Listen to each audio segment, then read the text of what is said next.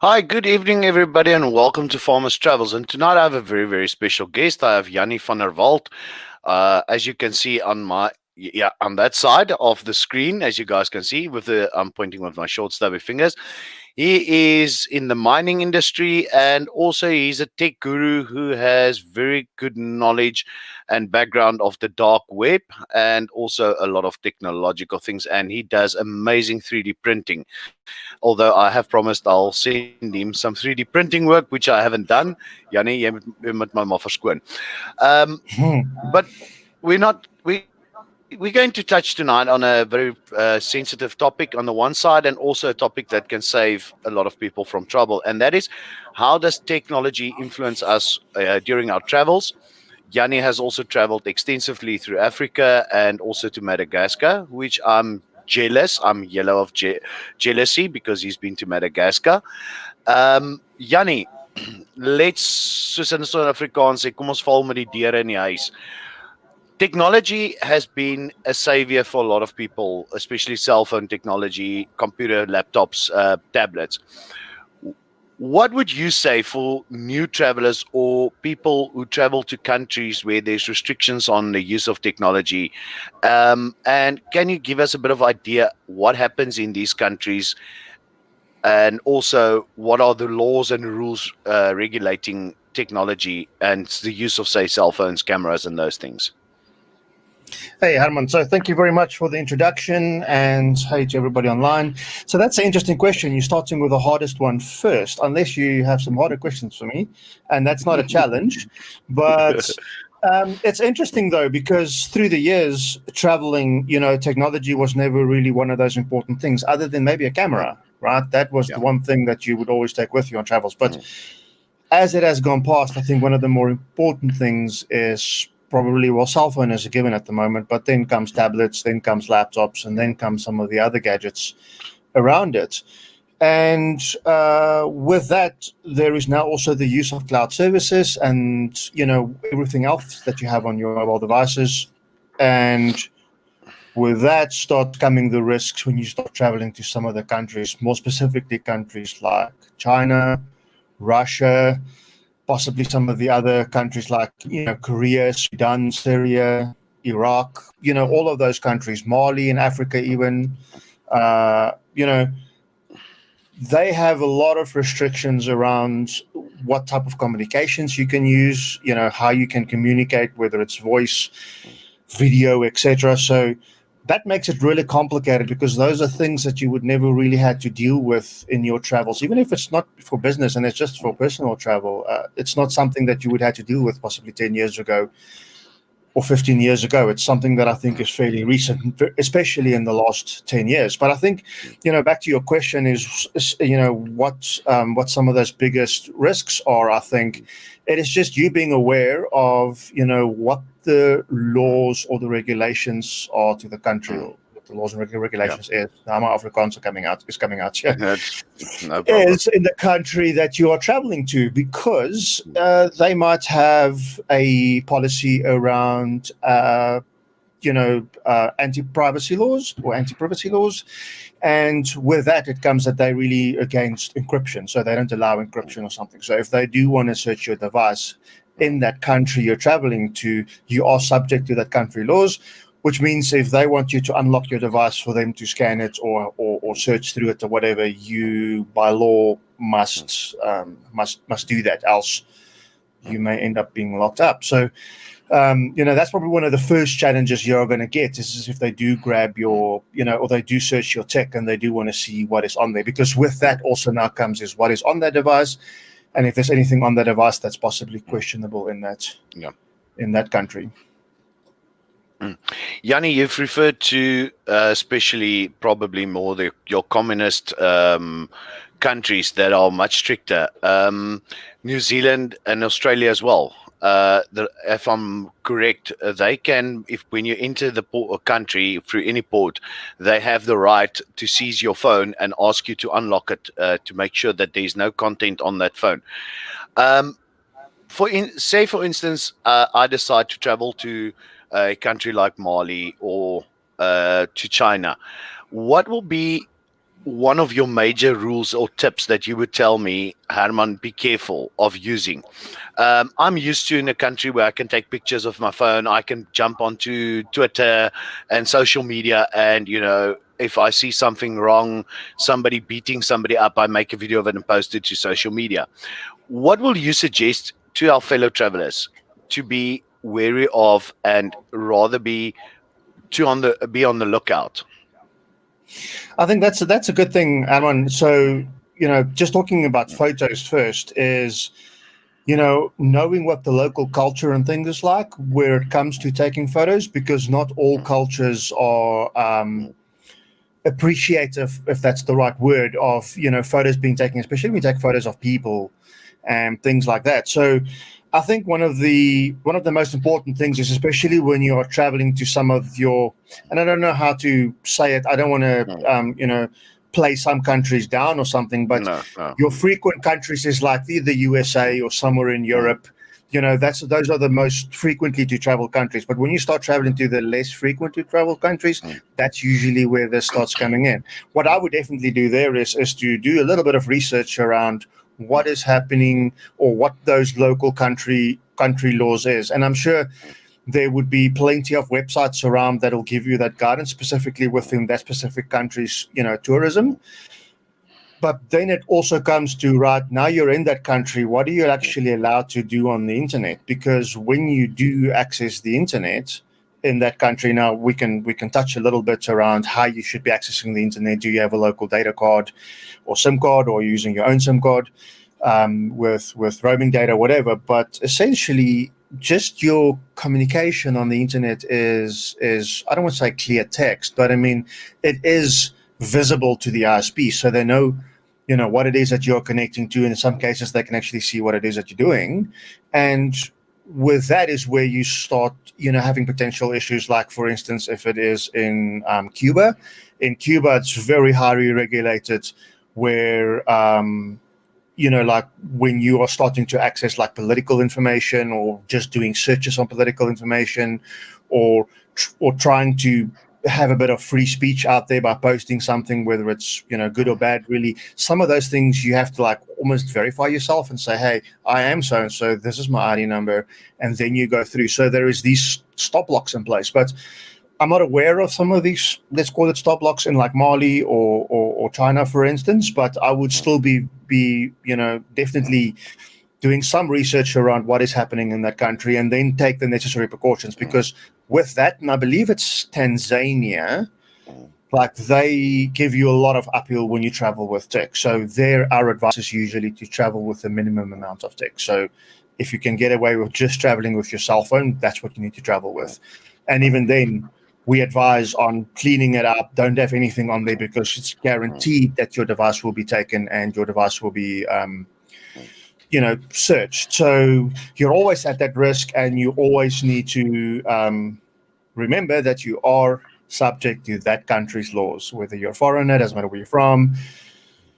You need to allow that officer, or whoever it is that is asking for that information. You need to abide to that request. So yeah, I think the first thing is, I would definitely be doing some research. And depending on as well on the context you're traveling, I would try and travel with the minimum tech. If you know you are expecting that you're traveling to a country that is possibly not pro to tech, I would travel with a minimum tech that will cause you issues there. And when I'm talking about tech, I'm talking in general now, right? Whether you're traveling with your GPS, whether you're traveling with a GoPro, anything you're traveling with, because you want to avoid having trouble at the border when you enter the country. And I've certainly had my fair share of experiences with that, but it's not because I've traveled to a difficult country. It's just because I've traveled with so much tech that they just give me a hard time anyway. So Yanni, if you can elaborate a little bit more before I get to the live chat on the side, is actually one or two questions. Um, what was your experience when they seized your tech at the port of entry? What did it feel like? Just to give the guys a bit of idea of what the stress levels will be when they seize that tech and start searching it. the first thing that happened, the first thing that happens is that communication barrier a little bit, because they are telling you that they need to now look at your technology, or they first thing is they want to search your bag, right? So you've just gotten off a long haul flight, and I mean, I'm happy to say where this has happened to me. This has happened when I was landing in Germany. So I've just landed on a long haul flight from South Africa. You're tired. It's the next morning. I like flying overnight. It's the next morning. You're now, getting through passport control, whatever. Now with tech, I usually fly with that tech in my carry-on luggage, because it's not typically something that I want to put in my main luggage that goes into the back of the plane. And in that case there, I was traveling, I think, with 4 or 5 cell phones. And this was a couple of years ago. So this was when I was promoting the different types of phones that was out there for, that our mining companies, would look at using, and why. So, and this really gives out when I started this, but we have the old Windows mobile phones. I had some of the HTC Titans. I had a BlackBerry. I had one of the first iPhones. I had one of the first Android devices with me. I think I had like even 2 BlackBerries, the big touchscreen BlackBerry. So now you're traveling with 4 or 5 phones. That already looks dodgy. I'm in a country, and this was a couple of years ago, before you really used your cell phone as a GPS. So I also had a GPS with me. I have a portable hard drive with me. So, these things, I had my camera with me. So these things just start stacking up, right? So, and then my laptop, and then an iPad. So there's lots of technology things and chargers and all kinds of things in my carry-on luggage. So when I entered the country, it goes through a scanner again. The guy pulled me over and he's like, right, let's search. So he asks me to unpack it. Now you're trying to deal with his German English. So it's like, right, you start unpacking, and it's like you're unpacking 1 phone, 2 phones, 3 phones, and he wants to understand why. Why do you have all these phones? Like, what is these phones for? Because in my mind, what's going through his mind is that I'm somebody that wants to use one of these phones where you stick it to something, you push a button, and something happens, right? So that's what's going through my mind now, because this is an official. There's some respect here, because he's dressed in, as an official. He looks like a police officer, whatever. So that's kind of, what's going through your mind in the first few seconds. And then he starts asking you questions like, why do you have all these phones? What is this? What is that? Why do you have this? What's on this? What is this iPad? What is all these things? Especially if he's also not seen all these things. And I'm not saying that he didn't, but that just opens up so much questions and answers that happened there. And you're almost like scared, because like, am I not allowed to travel with this? Because I never researched what it's like to travel with 5 cell phones or 4 cell phones at the time, right? So, so that's kind of the mindset you're in, because you're unpacking all these phones. He's asking you all these questions, and you need to explain why you have it. It did take me a good few minutes. I mean, I wasn't hauled off to a little side room. That has also happened with me before, but that's also because of miscommunication. But, you explain to him that I'm using this for work. Luckily, I had a presentation on my computer about the different phones, and I could open that up and I could show him, like, this is it. Like, these are the phones. This is what I'm going to be doing. And then he was, kind of like okay with it. So that was what went through my mind in those first few seconds. And the stress levels that you go through when it doesn't matter where you're traveling in the world, if they start searching your, be it your vehicle or your suitcases, it is still an unpleasant feeling. But as you say, when they pull you off for some strange reason, and the warning lights start going off, and it's like, okay, I can also be deported from this country, And honestly, I've been to Germany. Funny thing that, Jannie, that happened with us is when we came into Germany, we landed in Frankfurt. I don't know, for some reason everybody gets trouble in Frankfurt, but then Linnell went through, but her passport back then was still, she was still on a previous, on a maiden name. And, we were standing in the row, and this guy takes her passport, scans it, stamps it, and it's like, okay, welcome to Germany. And he takes my passport and he looks at it, and he looks at me, and he looks at my passport, and he like puts it down. And at that moment I realized, okay, because it's my skin is a little bit darker than normal. Back then my hair wasn't as gray as it is now. I realized that, okay, this guy either decided I'm Arab, my clothes, because I'm wearing khaki clothes, and he either decided I'm sort of, an Arab or something. And I started speaking Afrikaans to Lynel, and I said, ek hoop nie hierdie Duitser gaan vir my nou moeilikheid gee nie. I nearly used the word Hitler, And I Oh, think yeah. when he realizes, I was like, um, yeah, and eventually stamped my passport. I'm like, gee, this isn't funny, guys. I would like to feel welcome in your country. Jannie, I don't know if you remember those old internet cafes that you had to go to when way back in the old days when we traveled, when you had to send an email or read an email, you had to go to these internet cafes, and even if you wanted to make an international call, and you didn't want to pay the hotel rate, you went to these. I don't know if you remember them. Um, Yeah. I've had my fair share of trying to convince the guy at the internet cafe why I want to plug my laptop into that internet port, into that LAN cable that you have here. I don't want to use your computer. I want to use my computer. uh, And it's fun. But I want to tell you something real quick, Herman. So something that yeah. happened to me in Germany as well, not specifically tech related, but I see in chat there were some comments around Frankfurt. So Yeah.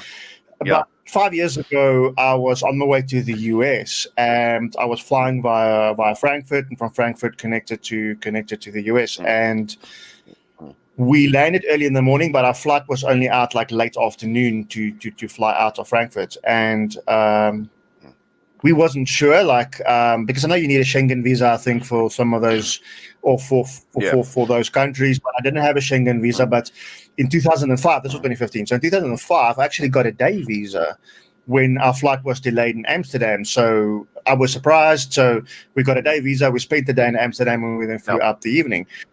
But in 2015, we thought, okay, well, we have a whole day to kill, and Germany is beautiful, the cathedrals and everything. So we thought, let's go and see if we can go and walk around the city for the whole day. So me and my colleague that was flying, we go through passport control. We say, hey, all of our stuff is here. We want to go and see the city a bit, and then we'll come back for our flight out. We have our boarding passes for the flight out. They stamped our passports, and we left. And it was great. We spent the whole day in Germany. We go and buy some stuff, buy a bit of clothes. There's some really, really good clothing and stuff there, depending on what you're looking for. And on our way back, the guys didn't want to stamp our passports back into the country. They were talking to us. They were unhappy.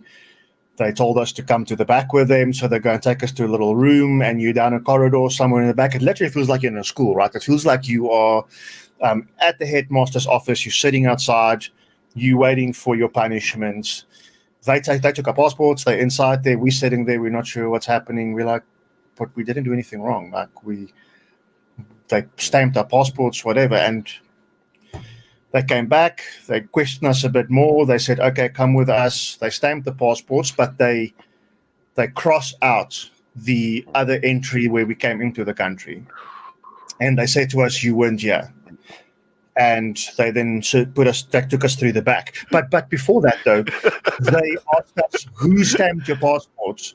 Now, we're not going to bust the guy that led us into Germany for the day. We all of a sudden forgot what he looks like, but they were like, luckily they didn't go and check CCTV cameras and stuff, but they, like, who helped you? Like, you shouldn't be in the country, but it's all broken, and it's, you're scared because you don't know what's happening. But yeah, so it's not nice when you get pulled over at the airport and you need to please explain. If you have done something wrong, then buddy, that's your fault. But I mean, if you are good behaving traveler, it's not fun when you get pulled over, because you instantly think like, where did I make a mistake? So, but still interesting nonetheless. The brew wants to detain me. Okay, Brew, not tonight. Tonight, Jannie's on my account and on my bill. VPNs. Earlier in the comments, Paulie said that she read that VPN, even if purchased on the other side, see they not illegal in the UAE or China. Paulie, from what I know, if you are caught using a VPN in China, it is still one of the illegal activities in China. Um, although, yeah, I'm not going to say it. Be very careful when using a VPN in a country where there's a strict firewall. Because if you bypass, Yanni, I think I'm going to leave this to you. You're more clued up than I am on the use of VPNs in countries with restricted firewalls and so forth. Yeah, I mean, you're spot on, Herman. So again, guys, a lot of these providers, and I don't want to promote the technology, and I'm more than happy to. And I will always only promote technologies that I've used and can personally stand by. But This is a if channel you're allowed. thank you. So if you go and look at one of the technologies, let's use NordVPN, which I think is one of the better ones out there. I won't say the best one. It's I've only used a few, but the one that I've had the least trouble with. But if you use something like NordVPN, you can go and look up their fine print and we can go and look for the URL. But they will typically tell you, where they are allowed or not allowed to be used. But very much like what you say, Herman, is it's again important to go and look up those country laws, because encryption, now whether it's data at rest, now what data at rest means it is like if it's your laptop or something where you take that hard drive out, you plug it into another computer and you cannot access it because it's encrypted, that's data at rest. It's when the device is off and you're trying to access that data. The same thing with our cell phones and stuff. These new phones, the moment you put a PIN code on the phone, it automatically encrypts the data. So what that means is you have to unlock it before that data is accessible to somebody. That forces you that if an official or an authoritative person pulls you over, you must unblock that device for them to scan. Now, the same thing that applies to data is also to communication, which is where your point around VPN is important, because what it then means is the moment you fire up a VPN in that country and you start using it, they cannot see what you are doing. And because they can see what you are doing, immediately they are going to, probably imagine the worst case scenario possible. So there you would need to research those country laws. Like China, I know. Russia, I know, don't like when you use VPN services. I don't know if it works though. I wouldn't necessarily try it because I don't know, they might trace you. Some of the world's best hackers are either Chinese or Russian. But yeah, I would stay away from a VPN in some of the countries where it's blocked. But having a VPN is not necessarily a bad thing, even when you're traveling to any other country, because it's not so much about what it is that you're accessing. If we just talk about VPN in general, let's say you're sitting in a mug, not a mug bean, you're sitting in a Starbucks in the US. It's not about what it is that you're accessing, whether you're accessing Facebook or whatever. It is how you are accessing it. And if there's somebody sitting and listening and messing around on that network, they would obviously be able to pick it up. Now, in a wireless world, that is very easy to do. But in a situation where you're using a VPN, that connection you are making somewhere is tunneled, and all that they see is that tunnel. They cannot see what you're putting inside that tunnel.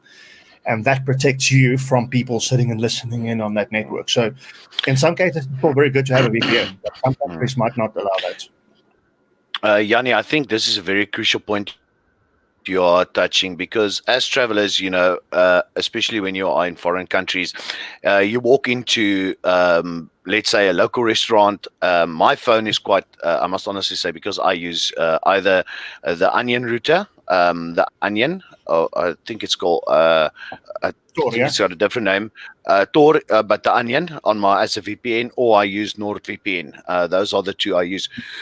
Although I do not use it in China because it is illegal to use it. But I've had or seen experiences where people will access their social media accounts in local restaurants because they have free Wi-Fi. And the next moment they will tell you, okay, hang on, my Facebook account has been hacked. Now begs the question, how the heck does that happen? And from my experiences, it was an unsecured Wi-Fi network. Excuse me. And I think a lot of people in South Africa, I don't know if most of the people have noticed, their phones will tell them this is an unsecured Wi-Fi network. But I still see them connecting to it, not using, even if the phone warns them, not using a VPN. But maybe if our fellow travelers can be much more when it comes to their security, and this is more on the positive side now, rather to look at their phone security. What can you suggest? How can we use technology in a positive way when we are traveling? Our cell phones getting us in and out of trouble. For instance, I'm stuck in a country, I cannot get out. How can I use this technology? Because we have smartphones. What would you suggest? Maybe some apps that they can use? So that's a very very good one. We broke up there for about 2 seconds, but I Sorry. got the gist of it. Um, that is a very good question. So I just want to step back real quick around. So when you are in a Mm, public space and you're using the internet, what happens when you're connecting to that unsecure network is what it means is it is when you are authenticating against that wireless network, mm, it's not creating an encrypted tunnel with you and that wireless access point. Now, wireless and security is not something we should be using in the same sentence mm, because wireless security is really, really hard unless you mm, do end-to-end encryption, which means that the connection you're putting over that wireless link is mm, encrypted, and that's where a VPN comes in, or something like the mm. Tor browser, Yeah. or an onion router comes in. Mm, But um, the risk is, though, with a lot of these hotspots that you have, where you get to that landing page and you enter your credentials mm, and you're on that wireless network, those wireless networks are usually set up with very low security. mm, So I would personally steer away from that and rather just use my mobile data or something for something that you need to use really quick, because mm, of the fact that your wireless communications, that's already not the most secure when it's on wireless, is now even more unsecure on an unencrypted network. So, mm, and in countries like China, Turkey, for instance, malware is so prominent on those networks, is that the malware would hunt for situations and scenarios like that, and it would identify, that type of low-hanging fruit. So when you're in a busy public space like a coffee shop, an airport, or whatever, that is a cesspool for hackers and people that just want to mess around and harvest public information, because it's a very mm, easy place to do it. But I think then onto your second question around traveling and how you can use mobile devices. I think one of the best things we have with a mobile phone is the fact that it is also a GPS. mm, And I'm not 100% sure on the detail, and I always tell myself it's something that I want to read up and understand. But the emergency service on a mobile phone, I believe, is created that it's open regardless of where you are in the world. There is, like how 911 works, there is that equivalent within the mobile world. That doesn't matter what country you're on, because even if you don't have roaming, you will still connect to a network. You will just not have roaming privileges. yeah. From an emergency perspective, you should still be able to make a emergency call. I've never ever tried it, so I don't know where it connects to, but my suspicion is it might connect to an operator of sorts, and you would be able to get some form of assistance.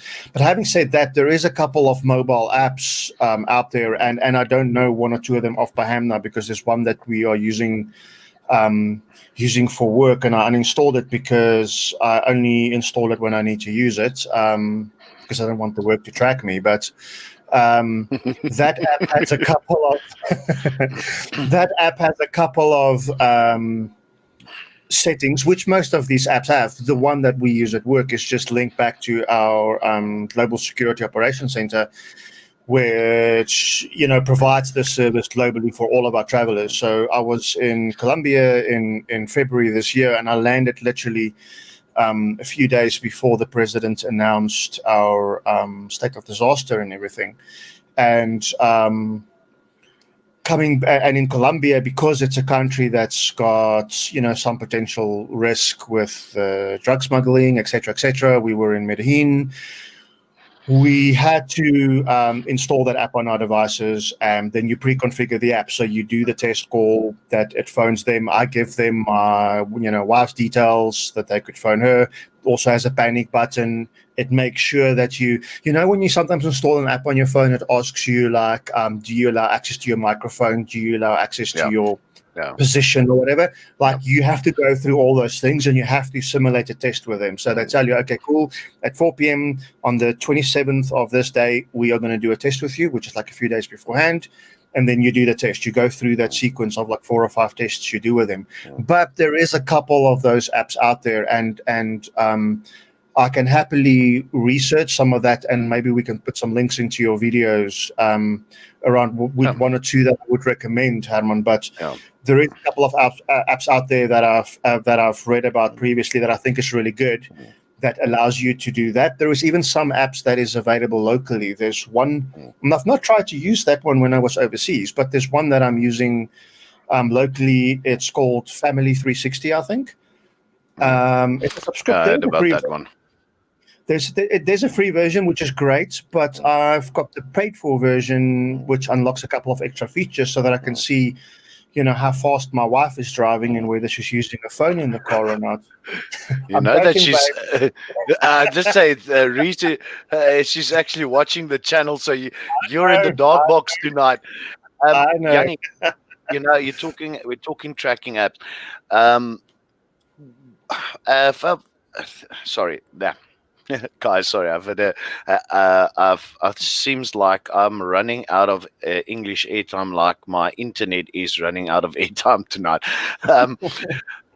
If you would suggest a gadget out of curiosity, maybe, or something that you've used, to make your traveling a little bit easier, any type of gadget, say for luggage or on your person, to get you through certain situations faster, things that you've used that worked well, what would you suggest to our listeners and fellow travelers out there? I probably think your phone, A smartphone is probably one of the best things I think you can use today. And I'm not talking because it's got a camera and you can do WhatsApp dialing and phone home and whatever. Yeah. I think it's the things around it, because you can preload your e-tickets on that, so you don't need to print tickets, keep tickets with you, because it's already a pain when you're traveling. You have your copies of visas, you have your passport with you, etc. So you always have that little file running with you. There's always a risk of that file being lost. So you have the ability to scan all the documentation, put it on your phone. Worst case scenario, that's the only thing you can show that you have, though, right? If some of that paperwork got stolen, but that would probably be the phone would be for me the most important thing, because I can store some important information on there, like I say, travel documents, e-tickets, and copies of your passport, visa, etc. You also get some traveling apps, and now these things are all leaving my mind. I'm trying to think now what the names of the ones that I use, but very much like what Galileo does. Galileo is one that I think you can use, and most of the traveling companies actually that standard format your e-ticket is in, you actually import that into the app. But there's one or two other apps, and another really it slipped my mind, that you import your e-ticket into, and then it saves like your flight details in your diary of your phone. You'll have pop-ups. It tells you, 15 or 30 minutes in advance before you need to be somewhere, etc. So your phone can be so easily used to, have all that information. Like I say, you can have your e-ticket on your phone because there's an app for that on. I'm not sure with Android what they call the app. I think it's your e-wallet. Like with Apple, it has like a wallet app that you can preload those tickets onto. Those ticket has a QR code. You take your phone to the scanner. It scans that QR code perfectly. I've actually used that coming back through Colombia. They didn't print one e-ticket for me. Traveling there, we were printing tickets, but traveling back, we had no tickets. So I think my phone for me is the most important, because except for all the communication benefits, the fact you can use it for photos, etc., I think the fact that I have important information on there for me is the easiest. And then there is some applications that you can have, on your phone that you might use in certain panic scenarios, which where you have like a big red button you push, and then your phone becomes a microphone and it initiates a call somewhere and it sends your GPS location. I mean, there is a couple of those apps as well.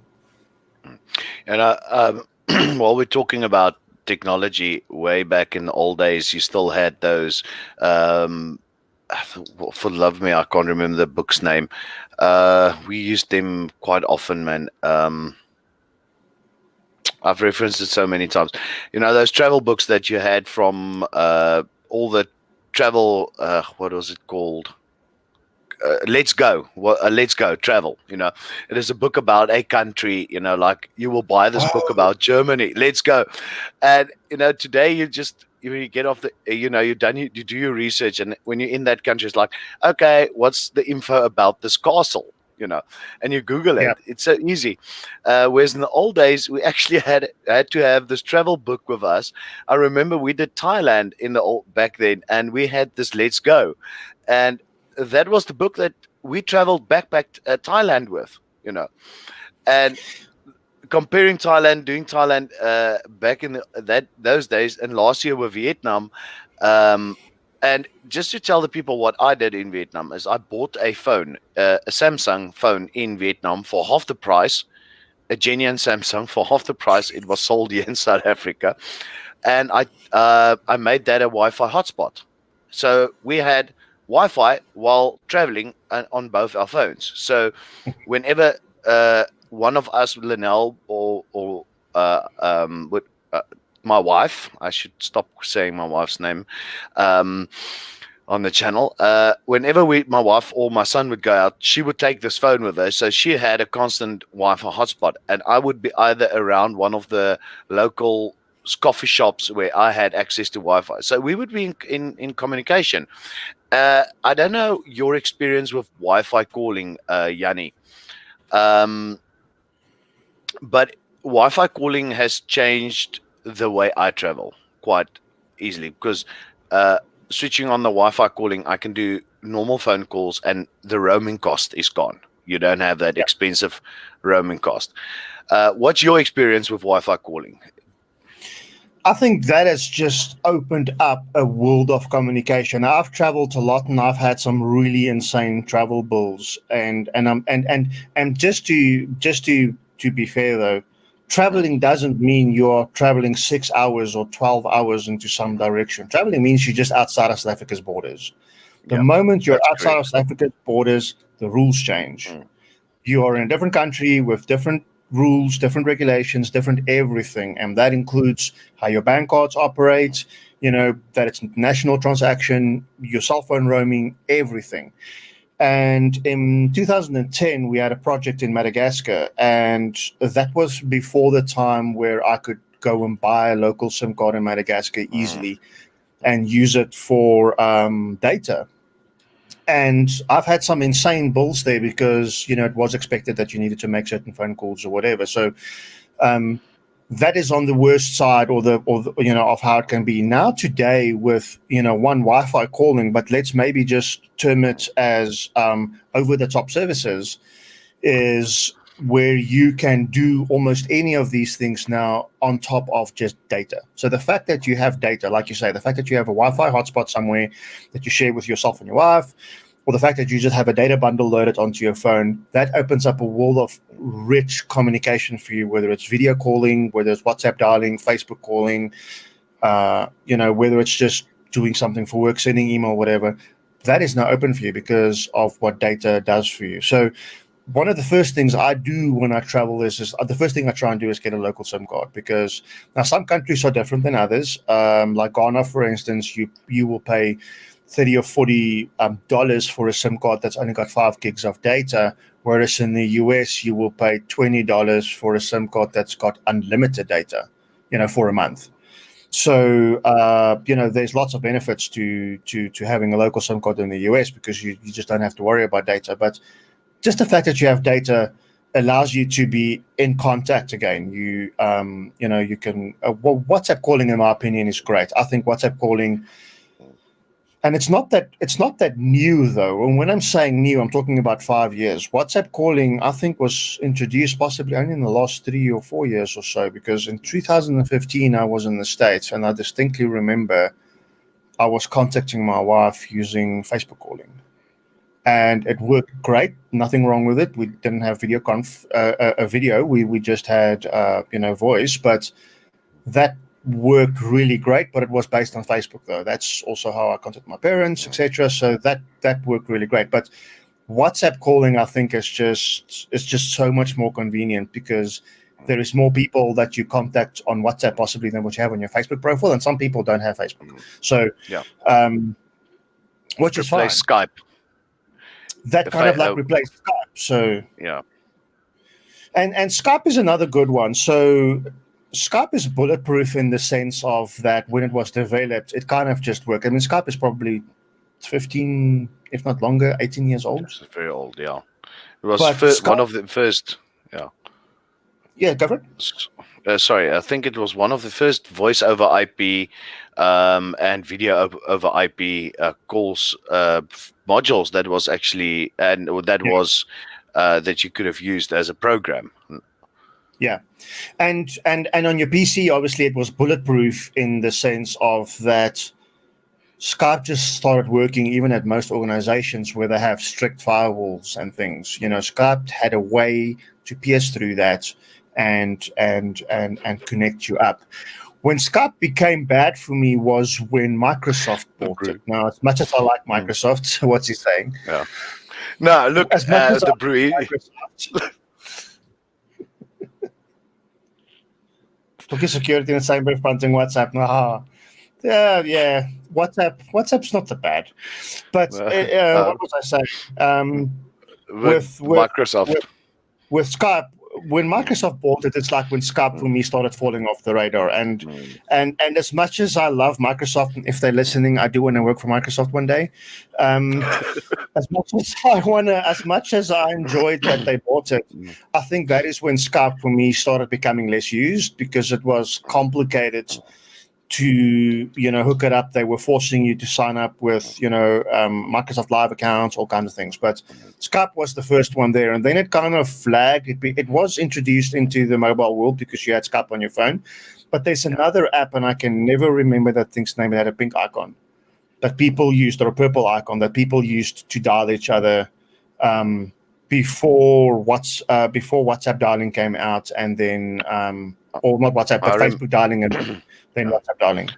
I remember Red Phone. There was an app that you had, Red Phone, that used voice over IP, and it was developed by.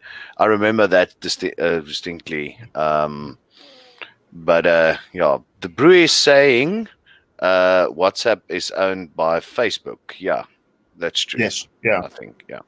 Yeah. WhatsApp's owned by Facebook. Instagram's owned by Facebook. Yeah. Zuckerberg is buying up the competition.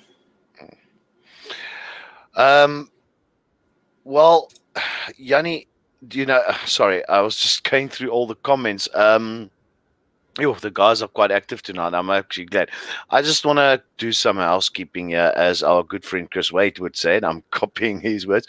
Thank you to everybody we have in the comments, the brew, we have Gentle Inflatables, Mr. Punisher, Rebellious Roof Femme Fatale is here, Cat, you here, the Van der Walt family is here tonight. If I miss somebody, sorry, forgive me if I miss you. Welcome to the channel. Please, guys, I still have the zapper. Let me just get the right side there, up in the corner, right above Jannie's head, on his right-hand side, left-hand side.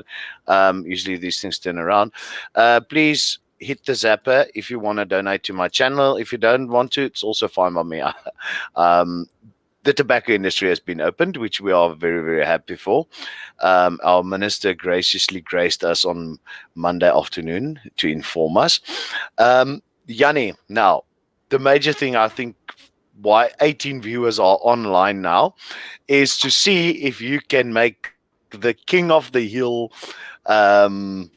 competition, and if you can beat Ramon tonight with his 5 out of 8 correct answers. So you are the second person to be on. The guys are going crazy about the old tech, the beepers and the pages. Good old days. Viber. That's the app, yeah, Mr. That's the other one, Viber. Yeah, man. That's Mr. Punisher. 19 Noachse Ark. Yeah, yeah. Almost. Geez, Just that off the comes Skype. from yeah.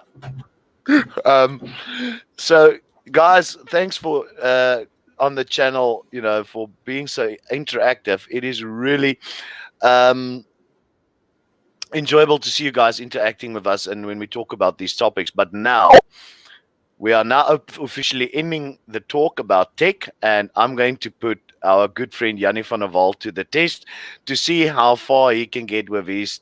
If he can get up the hill to eventually become king of the hill, guys. But I will ask you one thing.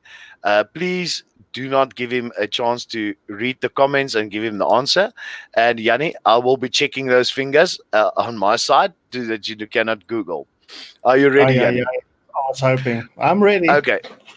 Your first question is actually pertaining to Madagascar because you were there.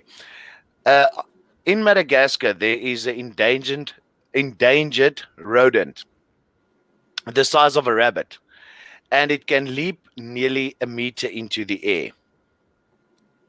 What is the name of this rodent? It's not a lemur, right? Because a lemur No, is not a rodent. no.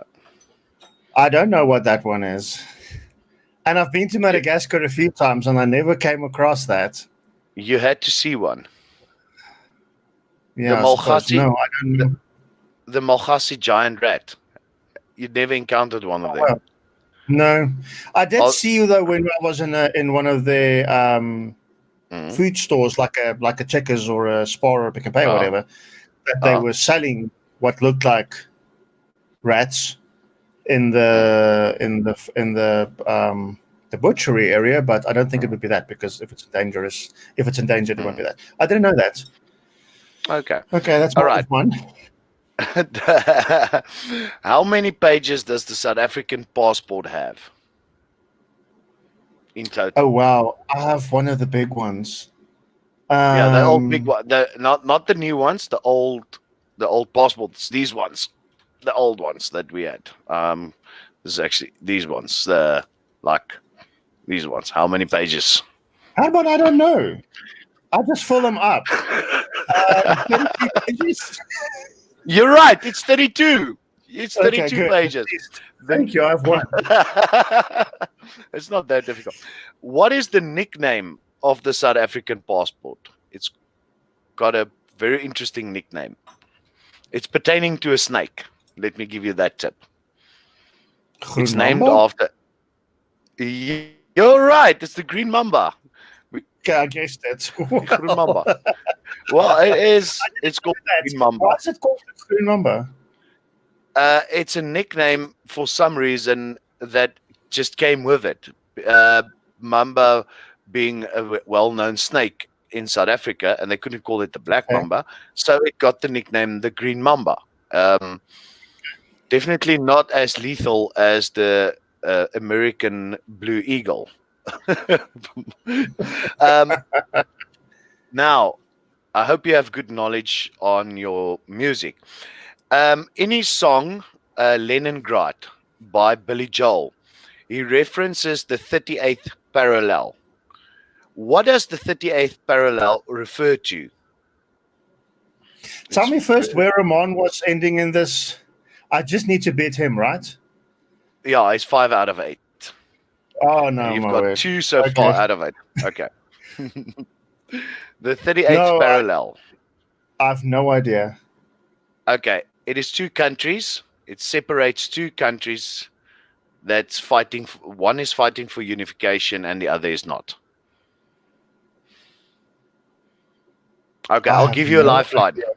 I'll give you a lifeline. Guys in the comments, the 38th parallel, as referenced by Billy Joel in his song Leningrad, it says we need to stop them at the 38th parallel. Let's blast those yellow reds to hell.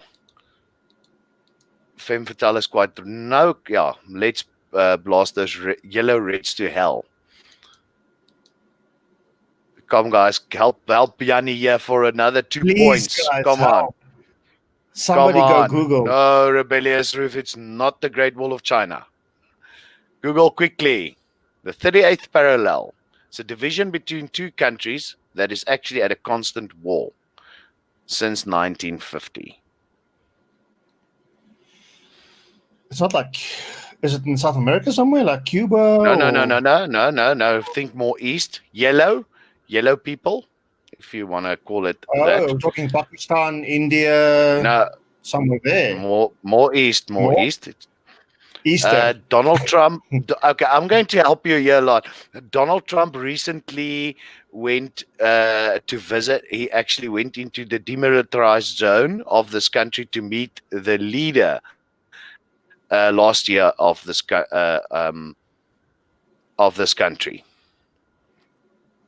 Okay, Korea. They constantly, yeah, you're right, Korea. You're right on that one. Because North and South Korea. Yeah, you're right. Okay, thank you. Thanks, Mr. Punisher. Reese helped me the wrong way. Babe, you're helping me wrong. It's not Russia. North and South Korea, Mr. Punisher. Good. Okay, quite interesting, Thanks, guys. The 38th parallel is where they started with the demilitarized zone between North and South Korea. And it's pertaining, the 38th parallel is also pertaining to the Korean War. So I'll give you 2 points there to be. Russia. It's not Russia. And I lost Herman.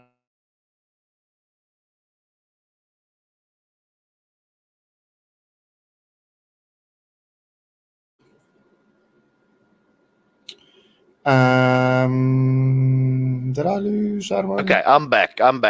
Jannie, you're back. There we go. Okay, cool. We're back. Yeah, okay. Sorry, guys.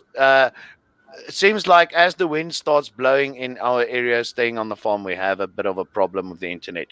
All right, you have the next question, and please do get it right, because then you have 6 out of 8. You're now at 4 out of 8. You're 1 point below Ramon.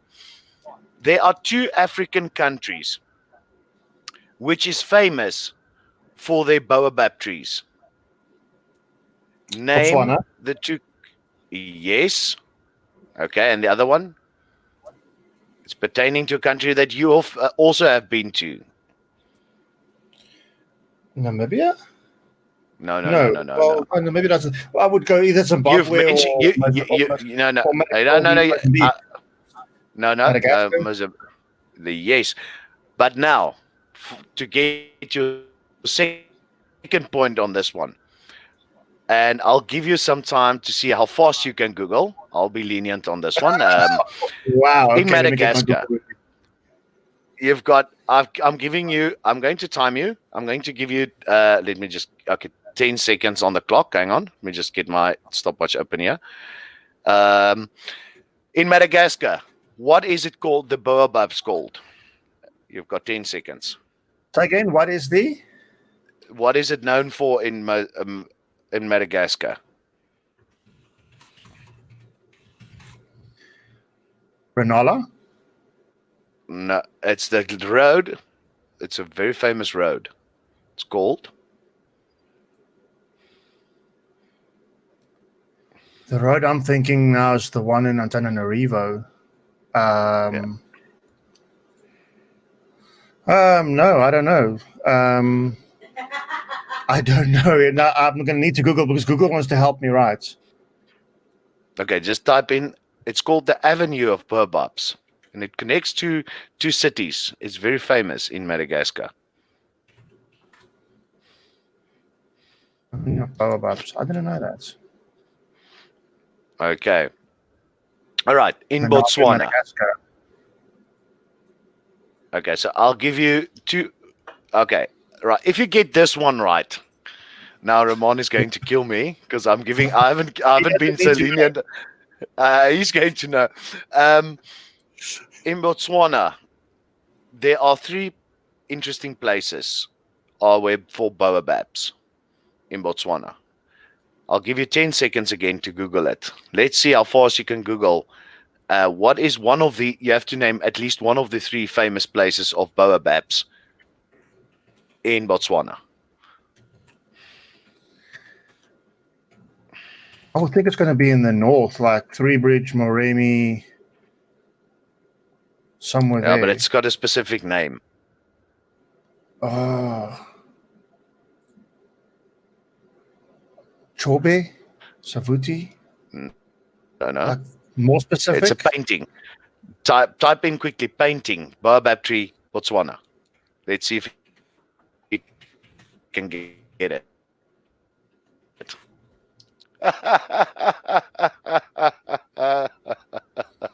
She out Painting Googled baobab you. tree. My wife, It's called. If ancient. you can look at the comment, look at the comment. Femme Fatale has got you faster. Oh, Baines. Baines, Yes, no, she. the Baines That didn't even come up baobabs. in my Google. It is. That one didn't even come up in my Google. Oh wow! I'll be. And You that's one know of what? my favorite Those trees. two. Though. I love baobabs. It's beautiful. It's an amazing tree. Is the Mahadi as one as well? Yes, Mahadi there's one is in the the Mahadi Magadi Desert. Bands. Yeah. Yes, there's three famous places, but the Baines Baobabs is quite famous. They're just north of the Magadi Bands. Quite interesting. When you enter Kasane, there's a huge baobab tree, and that baobab tree was actually used as a jail back in the old days. I wonder if I can't remember Just if we were there. We were so happy when we got to Kasane because we toured up all the way uh, from through the, and I forgot half the names now. We toured away all the way up through mm, Deception Valley, all the way to Mount yeah, Three Bridge, Savuti, all the way to the uh, top.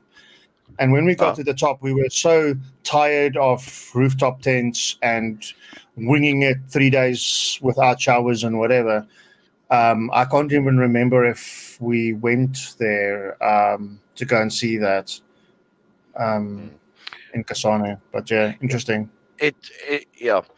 So, okay, I have to give you your 2 points on question five, because the avenue of baobabs is quite uh,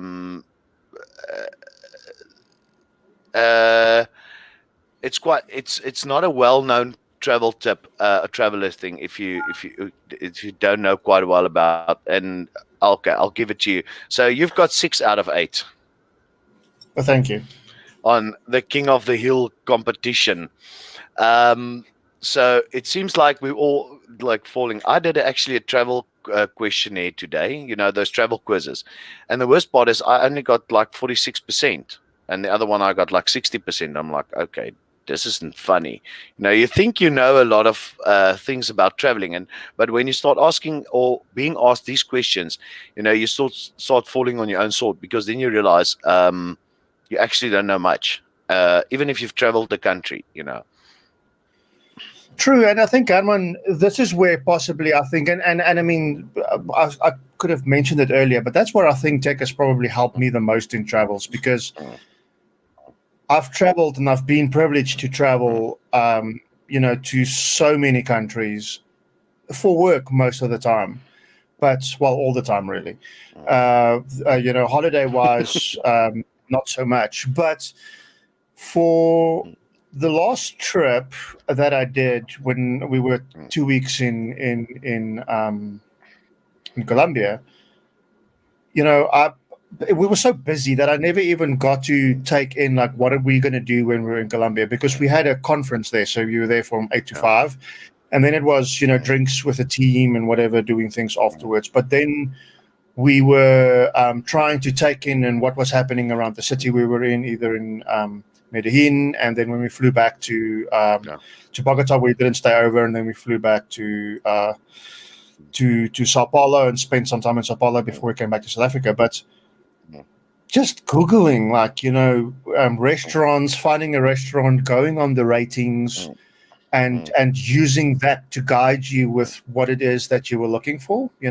That for mm, me was, I think, one of the things I enjoyed the most because something that I've been using less and less lately, like, is my iPad when you travel, and my phone has just become that one thing that I mm, use when you're going out and about. Sorry, out and about, and you're mm, navigating the city or doing something in or around the city, and mm, like you say, having a GPS on your phone, like finding out where you want to go to, and then you walk, right? You mm, don't necessarily want to take a taxi or something because you want to mm. appreciate everything, the people, the roads, what this, whatever you can see, etc. And you just put a GPS, you put it onto pedestrian mode or whatever, and you walk. And we've seen some really cool places, like you walk through a park, you walk through, and I was scared that it was going to be unsafe, but not for once that I feel unsafe. Then we're probably in the good part of Medellin, but that was so much fun. Well, while you were in Medellin, do you know that the only hippos in South America is located just outside of Medellin? I did not know that. No, Do you- I didn't know that. so I you didn't even know never that. went to? Yeah, it was actually quite an interesting story how the hippos got there. It was imported by Pablo Escobar himself to Okay. his house. Okay, let me just Google that. It's quite an interesting. It's called the zoo. He actually set up a zoo outside Medellin, Hacienda Napoles Hacienda Napoles. It's just outside Medellin, and it is the only hippos that is in the wild, actually in the wild, because he let them roam free um, in um, in South America. Okay. And it is quite an interesting story. It's some if you start reading up about, you were in Colombia, in the Mecca of in the house actually of the famous Pablo Escobar in Medellin. Still one place I would love to Yeah, see. there was one place where we went to Mhm. that it was a building that Pablo Escobar built. It's like one of the old buildings that we Yeah, that we walked past. yeah. And the guy said, like, Mhm. hey, this is one of the last buildings that Pablo Escobar built before he got Uh, killed uh, or arrested, whatever. Killed. yeah. But Mhm. there's a lot of history, of him apparently around the city. It wasn't the topic of Mhm. conversation all the Yeah. time, because the one thing I was scared of was, talking around, cocaine and all those type of things, because don't want to get in trouble with the wrong people, because that's still a very Yeah. thriving business Yeah. Yeah. in Medellin. And it's also Yeah. one Yeah. of our biggest problems from a mining perspective, Mhm. is having to deal Mhm. with that dynamic, especially from in Yeah. Medellin and where the mine is Uh, and where the coast is. So, yeah. Oh. So you have to actually you're sitting between the Cali cartel and the Cali and the Medellin cartels that you are. Yeah. That's yeah, yeah, yeah. But it's actually interesting if when you're visiting countries. Like I remember we went to Brazil, and I was there for a conference, a tobacco conference. Sorry, guys, I just want to reseat myself, and I just want to see if I can get the Google Map up. Hopefully, I can allow it in StreamYard. Do not know how. You know how to get a map up in StreamYards, Yanni? If you share your screen, that might work. I can try Okay, to share let's my screen. see. Map are we looking at? Okay. Okay, let's see. Porta Alegre. That's where, and we went to a place called Santa Cruz de Sol. Let's see. Okay, let's see. Let me see if I can share screen. Screen sharing is easier with two monitors. Screen sharing works based on a good computer. Let's see. Okay. Application window, Chrome tab. Let's see. Here we go. Yay. Here we go. All right. You guys, let's see if I can get that one in there. All right, there we go. Yeah. Now, we came to this place called Porta Alegre. And there's a place called Santa Cruz de Sol. I'm just going to quickly zoom a bit in on Santa Cruz de Sol. Now, if you take, guys can see the zooming out. If you can take where it's situated, it's right in the Amazon. And Yanni, I would love, if I'm finished here, I would love for you to just show the people where you were, where Medellin is. Sure. Rebellious Ruth, thank you for joining. She says she's leaving. Bye bye. Tot ziens. See you later.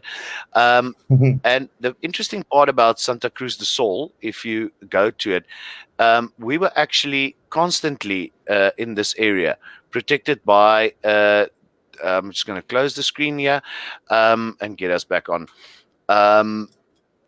We were actually constantly protected by this Polizei de Special Militar, and these are the strike forces, the guys who go after the drug gangs, and they were watching us constantly from the day we landed in Porto Alegre. And I don't think people realize when you are traveling as a tourist, how many freedoms you actually have in a country where they recognize you as a tourist, and these gangs just leave you alone. Some would venture probably into the wrong areas, but very few realize in certain countries how in what dangerous situations they're actually in. If you can you share your screen, Yanni? Sure, yeah, let me try and share my screen quick. So, Show if you want to show the guys just where you have been yeah, to, where Medellin is located. application window, let's share that. Let me know if that comes up okay on your side. Okay, Let's share. I'm just added. Yeah, you're in control. But Cool. There we go. So we flew in. Let me zoom out. So we flew in from, and I did not know South America is that wide. Believe me. Because we flew in from South Africa to South. So let's just zoom out a bit more, guys. Here is South Africa on the right. Here is Sao Paulo on the left. That's already was like a, I don't know, 13, 14-hour flight. Yeah. Then from Sao Paulo, we flew another overnight flight, which is about 9 hours, to get to Colombia, which is all the way from the bottom right here. I know it's small, guys. From the bottom right across the whole massive Brazil that I didn't know was that big. I know it's that big on the map, but you don't really realize how big it is when you need to fly across the thing. And you're flying over the Amazon. We flew. If you're playing, so we couldn't see it. Yeah. Yeah, the worst part is if your plane crashes somewhere in there, the chances of being found in certain areas is zero. That's for me is the worst part. Yeah, that's when we flew into Port. When I travel though, but yeah. So we landed in Bogota. Then Bogota was like a quick layover, and then we flew to Medellin. Now Bogota to Medellin, I think was like an hour flight or something.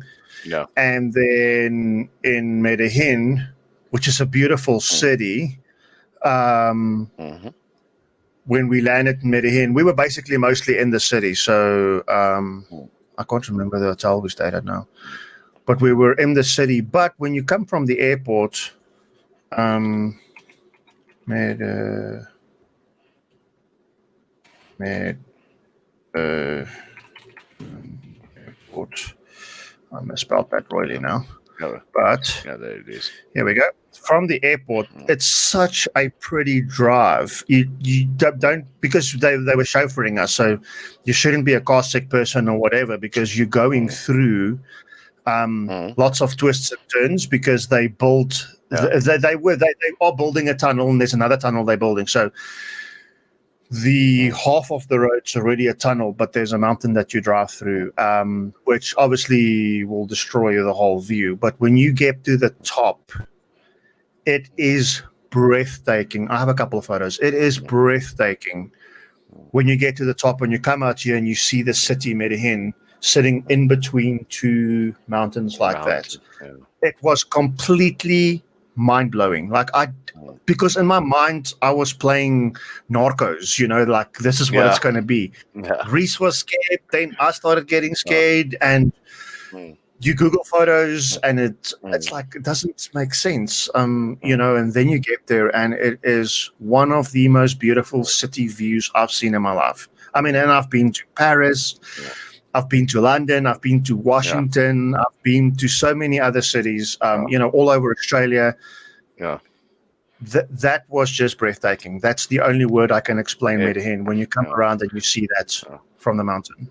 Yeah. It is quite interesting, as you say, those lying between those two mountains, back in the back in the 80s, 90s, the CIA would use those mountains to come over slowly with their plane, and then they would fly at a right altitude to catch the satellite phone signals, to see if they can catch where the drug lords were. And those mountains were, because in the valley that they are lying, they could easily pick up the cell phone, back then satellite phone signals. Yeah, because you had to fly within that. I don't know what they call it, but that zone or whatever that it creates. Yeah. Yes, and that valley just created that perfect signal, or what they call cone. A quite interesting Geez, where were those days that you had to fly and track a phone? These days it's just a button and they track you. Technology has Yanni, changed a lot. it is. It is. I don't see Chris. Wait, welcome on the channel, my friend. Uh, this is truly a special. Um, Where is coming? okay, all right, guys. Tell me quickly. Do you want us to continue with the channel and the talk? If there's any other questions, this was so funny. If you want us to continue with the talk, this is probably one of my Yanni. It's very interesting. If you have time and you're willing to continue, Yanni. I have time if you want, and if the guys want, I'll quickly push some photos from that city view from the phone, and you can bring it up. Okay, while you're getting that ready, Yanni, I just want to do a bit of a rant here on my own side. Actually, I want to do a bit of a support for the tourist industry, So Sure. I'm just going to go onto the main screen. Guys, while Yanni is getting ready to get us some photos and, I'll do the whole thing, guys. Our tourist industry is currently under severe pressure. All of you know that. It is heartbreaking for me tonight to sit here and even ask you guys, please, guys, it is open. You can travel inter-provincial now. And then also for the family who has lost their family in that horrific fire in the Kalahari, all of you, please think of that family. They were on holiday and there was a fire, and I think 8 people, last time I read, passed away. Please do carry them in your hearts and in your thoughts for this week for that family. It is something that we as travelers do not want to have our families here that while we are traveling. Guys, then, please not just support, if you go out, support the tourist industry, but also when you're on social media, guys, please go out. The ban on international flights is one of the major killers for our tourist industry. Our tourist industry is truly dependent mostly on our international travels. We as South Africans can only support a small percentage of our local travel, but most of the guys, the hunting industry, is severely bleeding because of this. So, guys, please, out there on your social media, get the hashtag lift the ban, or for me it was, sorry guys, I'm so used to saying lift the ban SA. Lift the ban on tourism, lift the ban on international flights, guys. Please support this so that we can get our international flights open, so that the tourists from international tourists can come in, and that we can revive this economy, even if it is just in the tourism sector. But that was my rant. Yanni, you say you have something very special for us there, and I'll be putting you you there. Let's see, what do you have for us? See if I can share this window. Let me know if you can see that, Harman. Yep, I can add it. Here we go. Okay, okay. Oh yeah, that is. So yeah, this is that's beautiful. Yes, and this is unfortunately not taken with my cell phone, but this was out of the airplane when we came into land, and this was looking slightly towards the, I would say, southwest. And I wasn't even sure. That's how little research I did before we went to Madagascar, before we went to Colombia, and it was just, I was so busy with prepping for that conference. But coming into, that was a very quick flight, but coming into like, hey, we're getting ready to land, you see all these mountains coming up, and I'm like, okay, we're landing either on a mountain, on the side of a mountain, or something. But this is what you see, and then all of a sudden you land, and Madagascar opens up. Sorry, Colombia opens up, and like these are those valleys you were talking about. So I'm gonna slowly pass through these, like 2-3 seconds in between, and at some point we are going to land. So so there we landed. Now we're driving. So now we're on top of that mountain, because the other side of the mountain isn't that pretty. But now we're on top of that mountain. You came out of the pass, and you are now starting to go down. and you're starting to see the countryside. Now, on this photo to the left-hand side behind the trees, that's where the cities are. The cities are, is located. So there you can start seeing the outskirts of the city starting. But what you don't see yet is to the left as I'm slowly starting to pan. Now, we were moving. It looks like we're standing still, but we were moving because you're not allowed to stop there, as you can see, obviously. And it doesn't look the same, like as breathtaking as what it looked on that day, but like that whole valley it creates there, running like a zigzag in between this mountain on the left where we're driving on and that mountain in the distance. But that is where the city is running all the way around. And seeing it now doesn't look as, as I described it, but it was breathtaking. And I mean, it still is. How big the city is. Now, at nighttime, what you don't see here is the side of the mountains lighting up where there's, what's the right word? Like flats and houses and things, built up on the side of the mountains. Not all the way to the top, but it starts going up like halfway. And you just keep on going down. It's bendy left, right, like a mountain pass almost. The main part of the city.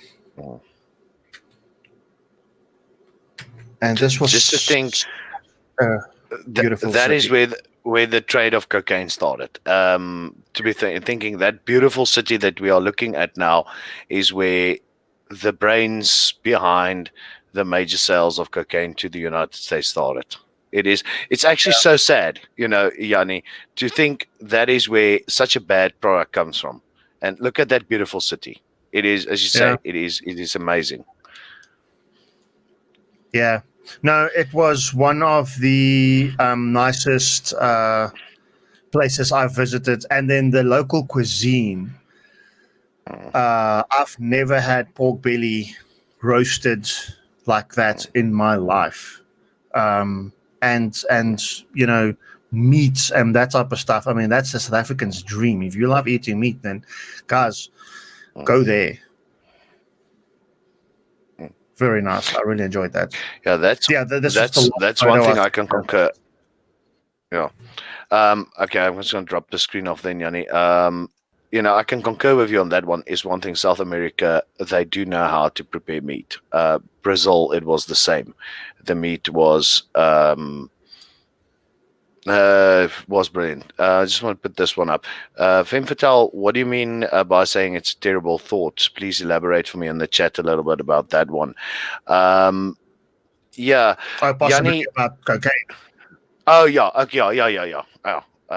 Do you go and get yourself a book called Pablo Escobar, written by Roberto Escobar? It is quite an eye-opening book about what happened in Colombia during the reign of Pablo Escobar. Jannie, just to recap, it was an awesome stream. A recap quickly for our fellow viewers and also for future travelers, current travelers like me and yourself, and Kat, who I've had quite amazing a conversation with today. She'll be on next week, Tuesday, telling us a bit about, she backpacked through South America, and we're going to focus a bit on that as well. So yeah, awesome. A recap, please, Jannie, warnings and some good things that we can take home tonight. Good, thanks for that, Herman. So guys, I think the important thing is if you're traveling, I don't want to say to only certain countries. Guys, if you're traveling to any country, try and just do a little bit of research. The internet, we don't have to go and buy a book like Herman said we had in the old days. And I remember those books, they were there at CNA and the traveling shops. We don't have to go and buy books because we have the internet at our fingertips. Go and do a little bit of reading, because except for just the risks of tech, there is also the secondary risks to that, like, photos. For instance, in Madagascar, you aren't allowed to take photos of people unless you have their consent. And it's because that they have a firm belief a photo captures their soul. Who am I to argue? I'm in their country. I'm a tourist. So, sometimes they want to take photos with you. Other times the guys don't want you to take photos. So be careful of certain things. And I mean, that stuff you can read online. There's many traveling websites out there. So, it's important to do a little bit of, research on the country you're going to. Also understand the tech you can take. There is countries that is highly, highly restricted on what tech you can take with. Cameras, for instance, especially if you have multiple cameras. And if that's your line of work, make sure you have the necessary paperwork then, I suppose, that you're a photographer or a vlogger, whatever, to have some paperwork with you that just confirms who you are and what it is that you do, because then maybe you'll have less of an issue. In terms of tech, guys, if you have to use your laptop or something, and I'm specifically saying laptops, I doubt you'll take your desktop with you. But if you take your laptop with you, make sure if you plug it into some network somewhere, guys, make sure it's updated, antivirus patches. If it's Microsoft, if it's Mac OS, because you never know who's sitting, listening, messing around on that network. Drones definitely a no-no. A lot of countries are starting to frown upon that. So. If it's your iPad or your phone that you take with, make sure you don't have something on there that you can't risk losing. So there is lots of free cloud storage apps out there, like Google Drive, Dropbox, Microsoft OneDrive is like the top 3 I would rate, where you can store photos, documents, copies of documents, important other things on there that if you had to access it, you can from anywhere. But also if you had to lose your device, you can go to any internet cafe, then log onto it, and then download or print those photos. If you have to use an internet cafe, guys, open up an in-private browser. Any of the browsers, the major ones, Edge, Firefox, Chrome, Opera browser, right-click and open an in-private window or an incognito window, whatever it calls it, because that window won't store any of your information when you have to log in somewhere and use your password. And to be safe, change your passwords if you had to log into a public machine. Don't tick the box that says passwords. I mean, just try and apply a little bit of security in that. And then I think, lastly, on your mobile device, it's a really good thing to carry with you. Try and upfront or where you have a data connection, like at the airport or something, if you don't have a lot of mobile data in South Africa, download the maps. Google Maps is quite good at pre-caching the maps of the area you're going to, which is then not as data intense when you want to use the local map to move around the city. And I've used that to move around the city, because then I don't have to worry about keeping track. Now I can keep my direction when I'm walking and moving around, but you just don't have to worry about that, because I click a button, takes me back to my hotel, and I will just follow that road. So, try and pre-download the maps. And yeah, don't be scared to use your phone. If you can get a local SIM card, try and use a local SIM card. Rather use local data you pay for than jumping over onto public networks. And if you can, buy a SIM card and use like what Herman suggested, use another phone as a hotspot. Take 2 phones with. Use one as a hotspot, or take a little Wi-Fi or something and convert that to hotspot, because when you have data, you can move around. You can, Google stuff, find the best places, and see things that you would otherwise definitely just not see.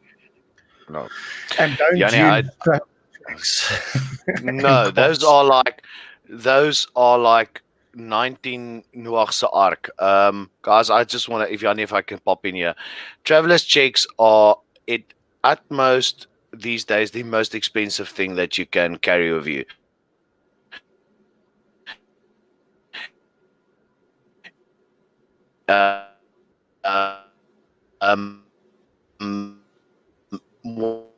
What you get get it, it's like a Visa debit card that you can load your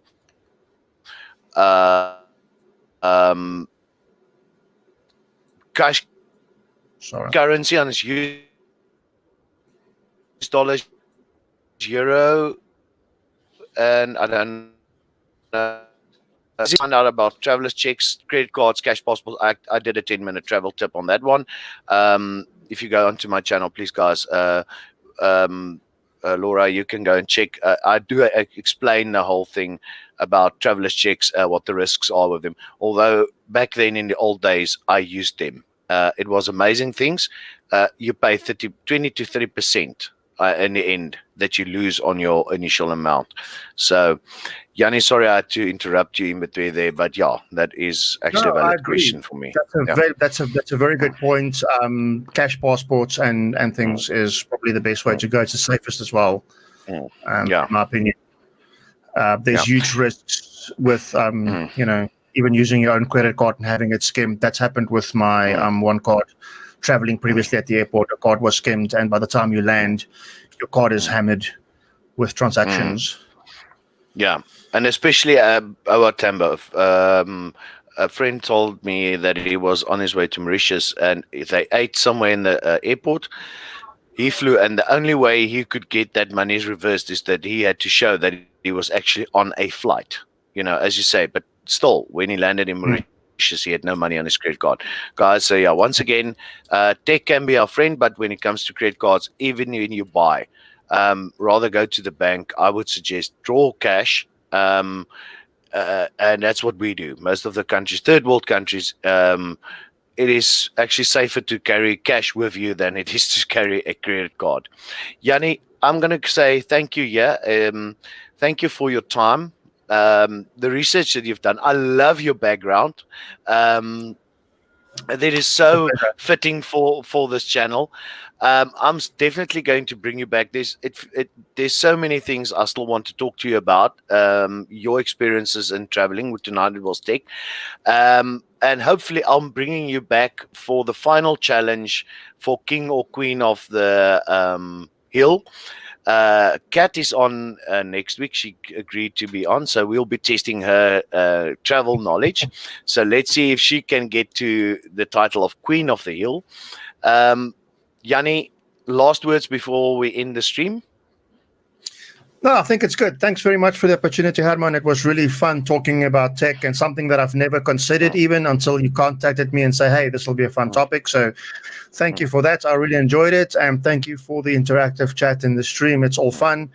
All I can say is, guys, don't be afraid of tech and don't be afraid mm, to ask for help. Tech, I think I'm a very pro tech person, and tech is here and supposed to make our lives easier and better going forward. mm. Thanks, Herman. Yeah, my last words is, guys, I love tech. I try and figure it out as fast as possible as I can on my own. But there's one thing: is you will not put a chip into me. Although I'm against Mm. that. I don't want to. Yeah. Yanni, stay on the line while I'm just going to end the stream. Then. Once the stream is ended, I just want to ask you one or two questions offline that is very sensitive that I do not want to discuss on the live stream. Guys, thank you. Good night to all, and safe travels when you are traveling in South Africa. Please, as I said, support our local tourist industry, and guys, also for the family who has lost their family members in that horrible fire in the Kalahari. Think of them. They are still fellow travelers. They were people and fellow tourists that were supporting a local tourist company in South Africa. Guys, I'm saying cheers, goodbye for tonight, and I'll see you next week, Tuesday. Hopefully, if the internet lasts, and or else if Eskom doesn't kick us under the butt. Cheers, Jannie, and guys, goodbye.